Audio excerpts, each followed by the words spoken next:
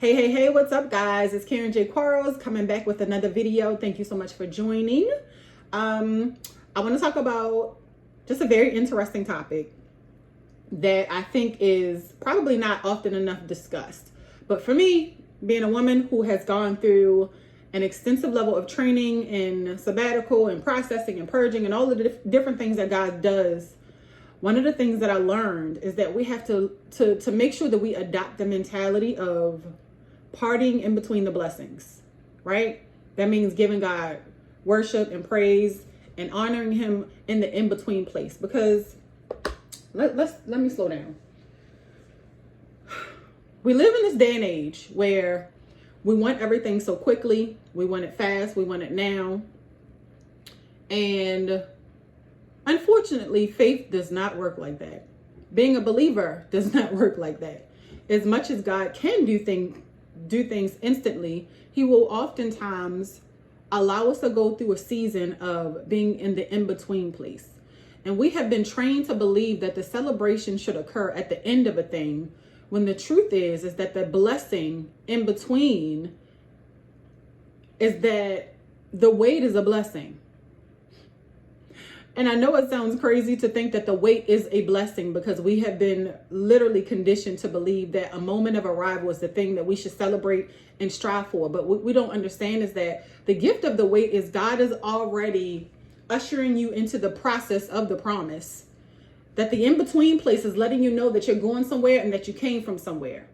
That the beauty of the in-between place is really more sacred, more powerful, and more valuable than the quote unquote moment of arrival, right? And I think we put way too much focus on getting to a destination that we don't understand that whatever we gather up in the in-between place is what's going to help us to sustain those blessings when we actually do get to whatever that moment of arrival is. But even beyond that, it's going to help you to be able to know how to do things perpetually once you store up the process, right? So the party in the in-between place is understanding that I need to learn how to be grateful for where I am, because I'm not where I used to be. I'm not where I want to be, but I'm in an in-between place that is giving me hope and faith that there is a next place for me. But while I'm here, I want to gather up everything that God has for me. I want to be able to store up. So I have a storehouse that is full with tools and inventory and experiences that I'm going to be able to use later. This is the part that we don't talk about because it's not the sexy part, right? The in-between place is not the place that looks good. It's not the place that looks cute. It's not the place that looks fruitful. It doesn't look financially sound. It doesn't look like all of the good things that people show you on all of these different social media platforms. But the truth is that the in-between place is what the blessing is. That's where the good stuff actually happens. That's actually, for any of us who are business owners, that's actually where the money is. But nobody told y'all that. Everybody kept telling y'all, do this, how to make such and such amount of money in 30 days. Listen, that's all cute, that's all good. But what you fell in love with was the result of what they told you. But what they sold you was the process. I am at a point in my life now where I've gone through so many different things that I literally, although I went on process, I feel like I've been processed all my life. But specifically over this last 7 years, I've been on a very extensive processing and journey with God, the last 3 being a sabbatical. I've done so much training and processing and just allowing God to be God, that the things that he has shown me about me and the ways that I have transformed over the last 7 years, I can put people in a program and help you do it in 6 months. Why? Because I learned process, and that process is what allowed me to deem myself to be more valuable in the marketplace as an entrepreneur, as a coach, as a speaker, as all the different titles that I might carry. But I'm grateful that I learned how to party in between the blessings, because the in-between place also is the blessing. So it's not even really that you go from being blessed to now being in a dry season to being blessed is really that you are going from blessing to blessing to blessing, from faith to faith, and from glory to glory. That actually happens if you look at it from the right perspective. So here's the thing that I need you to know about the season that you're in, the one that you're trying to rush out of, the one that feels uncomfortable, that does not look fancy, cute, the one that you can't brag about, the one that you don't want to post on Instagram, YouTube or Facebook, the one that you want to hide because of, right?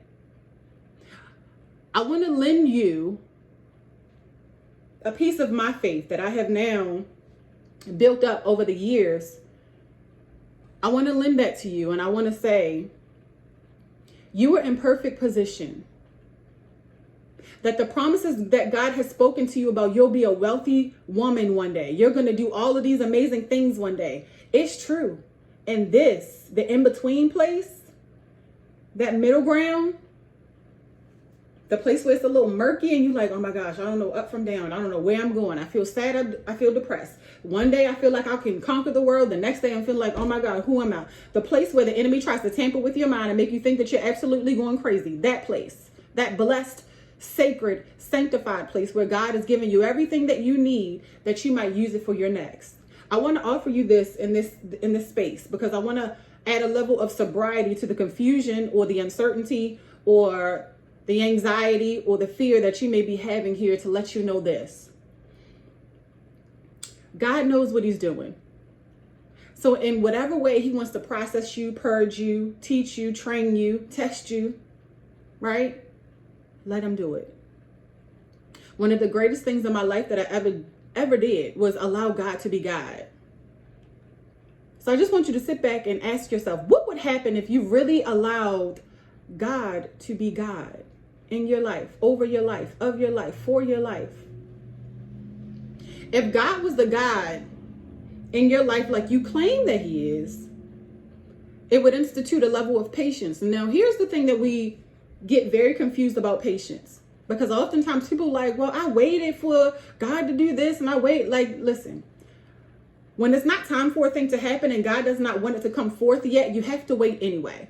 So patience is not about the idea that you have to wait for a thing. Patience is about the posture of your heart while you waited. What was your attitude while you waited? Did you still have gratitude while you waited? Did you serve while you waited? What did it look like for you to wait for the thing that you were waiting for God to deliver? Or are you only good when God gives you everything that you desire? I want to let y'all know that if you were in that murky middle, if you were in what feels like a pit, if you were in that space where you feel like you don't know up from down, you don't know left from right, you don't know where your next meal, your next money is coming from, any of those things, you don't know where your next client is coming from, I want to issue you my faith. I'm going to loan it to you because I'm somebody who had to go through it and have come out on the other side, understanding at a much higher level and a much deeper level to know that God knows exactly what he's doing. And if he's taking you on a journey that involves an extensive level of processing, that is because God knows who you are. And he's coming for the stuff that he placed on the inside of you before you got here. There are treasures literally stored up on the inside of you that he's coming for. And you got to be ready to allow yourself to be used as the vessel in the earth that he needs you to be. God is so good and so gracious. He did everything in advance and he's coming for it now. You all have such a time as this moment. So I don't want you to squander it thinking that God has forsaken you or forgotten about you. He has not forsaken or forgotten about you. God does not forget about his treasures. God does not forget about his daughters. He doesn't forget about his children. But he is looking to see, what are you doing in the middle place? What are you doing when you don't have everything that you desire to have? Will you still serve me? Will you still love me? Will you still worship me? Will you still praise me? Say, God, I don't see it all. I don't know anything about what you're doing, but I just know that you're God. And if you ask me to do this thing, I'm going to obey.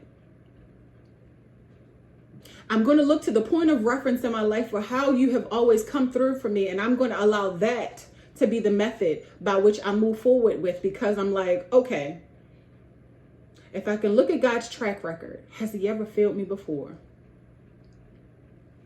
The answer is no. Even when you didn't get everything that you wanted, even when things just really didn't go the way that you desired it to, he always had you in mind. And even when you thought you weren't going to survive that last season, you made it through that season, and now you're here at this one. So you got to be able to remember the track record of God. It's impeccable. So party in the in-between place, because the in-between place is actually the blessing. That's where you get to stock up your storehouse of all the goods you're going to need later. Too many people try to abort the process and abort the mission so that when they go to the next season, they find that they don't have the proper equipment because the storehouse is empty. Because you wanted the result more than you wanted the God of the result. So if you have the God of what the result will be, he's going to make sure you have deposits that you can withdraw from later. A lot of people don't have things they can withdraw from. This is why you see a lot of people. I hope y'all are still with me. This is why you'll oftentimes see a lot of people, celebrity, high profile individuals that you may see things on the news where people got to a moment of arrival. They were successful. They were making all of this money. And then what happened? They didn't have enough stuff in their storehouse to sustain them. They didn't go through the process of resilience because some people went around God to get the results that he did not have for them. It looks shiny. It looks good to the world. But to God, it's just a representation of the obedience that looked better than the sacrifice.